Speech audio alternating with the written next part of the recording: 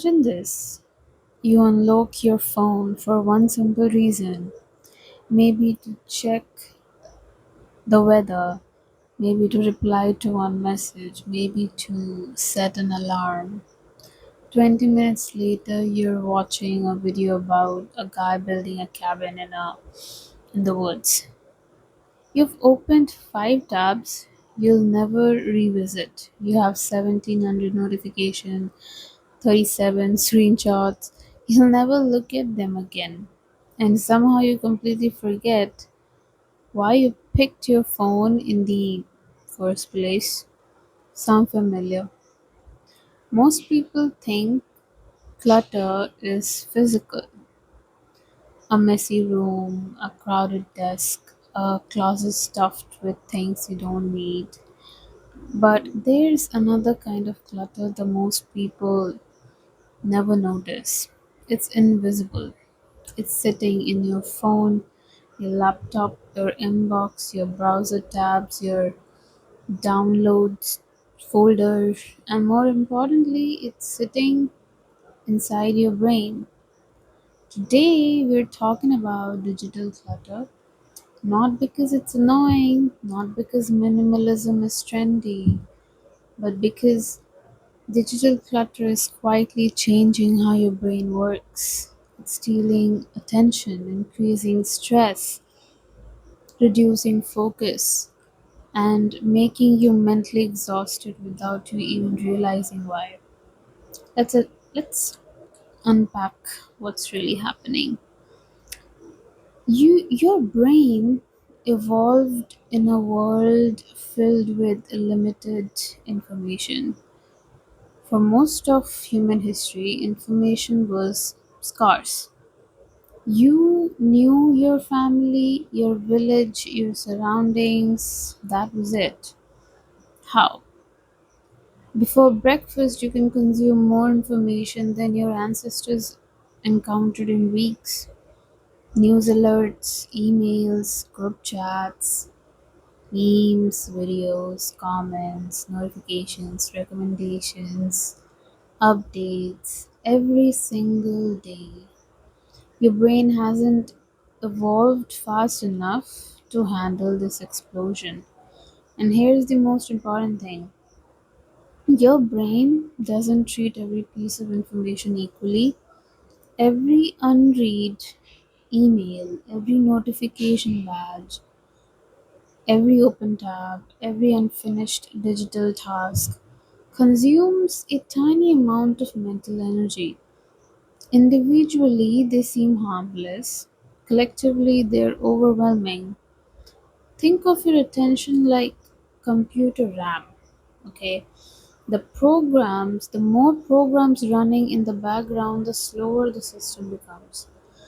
Digital clutter is background processing for your mind, even when you're not actively looking at it. Your brain knows it's there, and the awareness has a cost. Now, have you ever noticed something strange? Sometimes a single unread message can bother you all day. Not because it's important, not because it's unfinished. Psychologists call this the Zeigarnik, I think, something like that effect, if I'm not wrong. Your brain tends to remember unfinished tasks because then better than the complete one. Why? Because unfinished things stay mentally active. They remain open loops. Now think about your digital life: 30 unread mails, 20 browser tabs, saved videos, articles you read later, screenshot you'll organize someday, downloads you'll sort next weekend. Every one of these creates an open loop, a tiny reminder, a tiny burden, a tiny source of mental tension. The problem isn't that each item is stressful, the problem is volume. Your brain is trying to keep track of hundreds of unresolved digital commitments. It's carrying hundreds of invisible sticky notes. in your mind. Eventually, mental fatigue becomes inevitable, and then people wonder why they feel overwhelmed despite not doing anything particularly difficult. Sometimes the overload isn't coming from life, it's coming from digital residue. Physical clutter is visible, digital clutter is hidden, and that's what makes it dangerous. If your bedroom had 14,000 objects scattered across the floor, you'll immediately recognize a problem. But if your phone contains 8,000 photos, 400 unused apps, 15,000 mails, 300 saved posts, so forth and so, it doesn't feel messy because it's invisible, out of sight, out of mind. Except it's not really out of mind. Your brain constantly scans environments for unfinished business, even subconsciously. Every time you open your device, you're exposed to evidence of things you haven't handled. Unread counts, pending notifications, folders you promised to organize, tasks you have postponed, and each one quietly whispers, "Don't forget about me." Imagine walking into a room where 100 people simultaneously call your name. That's what digital clutter does to your attention. Not loudly, but constantly. Here's where things get uncomfortable. Many digital platforms benefit when you stay mentally overloaded. Think about it. The average gap isn't competing for your satisfaction, it's competing for your attention. More notifications, more recommendations, more content, more reasons to return. Your attention has been a product, and clutter is one of the easiest way to keep you engaged. Because unfinished things pull you back. A notification you didn't check, a message you haven't opened, a video waiting in your watch later list, an article you saved but never read. The modern internet is built around creating open loops, not closing time.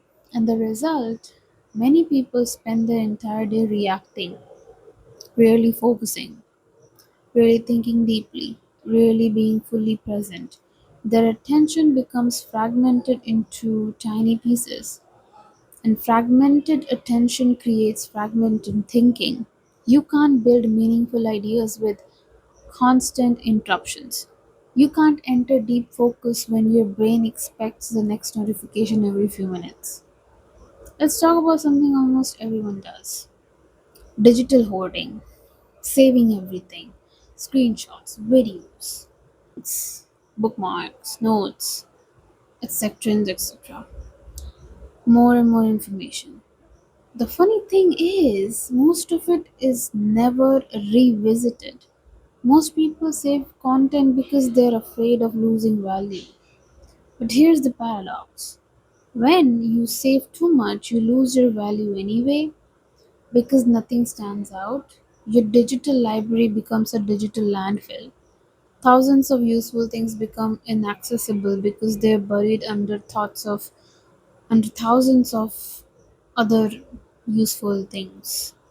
Your brain always receives a subtle message, um, like, "Oh, I have so much information to consume," and suddenly learning starts feeling like a burden. Instead of feeling empowered by knowledge, you feel crushed by it. Excessive information. Okay. And this excess information creates decision fatigue. What should I read? What should I watch? What should I learn? Where do I start? Too many options often lead to no action. Something interesting happens when people reduce digital clutter. The change isn't dramatic at first. Nobody suddenly becomes a genius. Nobody instantly transforms their life, but they notice subtle shifts.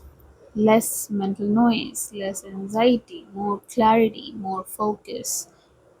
Your device stop feeling like obligation machines and start becoming tools again. You spend less time searching, less time deciding, less time reacting, less time creating, thinking, living. The goal isn't digital perfection. The goal isn't having zero emails, zero notifications. That's unrealistic. The goal is reducing friction, reducing unnecessary mental load, giving your brain fewer things to carry.